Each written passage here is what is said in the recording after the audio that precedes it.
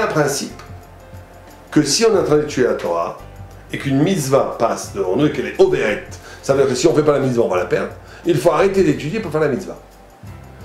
Et le Maharal l'explique de façon extraordinaire, le Maharal dans Nitiv Torah. Il dit parce que, et c'est très intéressant dans ça, il dit parce que les mitzvot, si on ne les fait pas, c'est ce qu'il appelle un chisaron. Il va manquer une partie de notre être.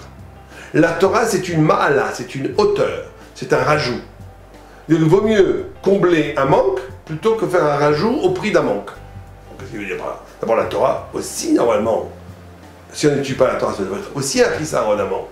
Donc le Maharal de Prague nous enseigne que les mitzvot sont là comme le corps lumineux de l'homme. Chaque mitzvah, chaque prescription, injonction divine, correspond à un membre du corps. Et donc chaque mitzvah est capable de transformer le corps en corps céleste. C'est-à-dire que l'homme va devenir céleste, il va devenir parfait grâce à la mitzvah. Et s'il ne fait pas la mitzvah, son corps va pourrir métaphysiquement, il va retourner à la matière sans avoir fait son tikkun, sa réparation, qui est une catastrophe. Celui qui ne fait pas les mitzvot, c'est pas simplement qu'il n'écoute pas la parole de Dieu, c'est qu'il est en train de détruire son corps céleste, puisqu'après la mort, il ne reste que ce corps céleste. Donc les mitzvot bâtissent notre identité en la maximalisant, en la réparant, en la bonifiant, en faisant une totalité. Alors vous allez dire, mais l'étude de la Torah encore plus. Non, le Maharal dit non. L'étude de la Torah, c'est pas là pour réparer l'homme. L'étude de la Torah, c'est une dimension de quête, de ma'ala. C'est que la Torah, et ça qui est extraordinaire, c'est que la Torah, elle n'est pas là pour compléter l'homme. Elle n'est pas là pour réparer l'homme. Elle n'est pas là pour bonifier l'homme. Bien sûr qu'elle va réparer, bonifier, mais son but ultime, c'est pas ça. Son but ultime de la Torah, c'est d'être concerné par quelque chose qui me dépasse complètement. C'est ça le rapport à la vérité. Le rapport à la vérité, c'est que l'homme est en quête.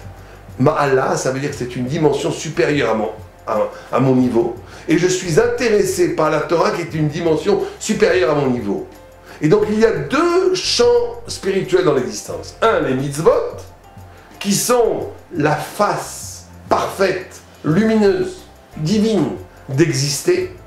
Je dois manger, comment je mange? En mangeant des matzot, en faisant le motzi, Shabbat. C'est une façon de manger qui me rend divin, qui me rend spirituel, qui me bonifie, qui me répare, qui fait de moi un être de lumière. Je dois dealer avec l'argent, je dois donner la zdaka, je dois faire pidyon jouim. Chaque mitzvah correspond à une activité, à une dimension humaine. Et la mitzvah répare l'homme. Et si je ne la fais pas, la mitzvah, c'est un manque terrible, un vide sidéral à l'intérieur de moi. Puisque la mitzvah est la face lumineuse de mon être à moi. Mais la Torah, c'est pas de l'intellectualisme. C'est pas non plus mon cerveau qui a besoin d'être purifié par l'étude de la Torah. Non.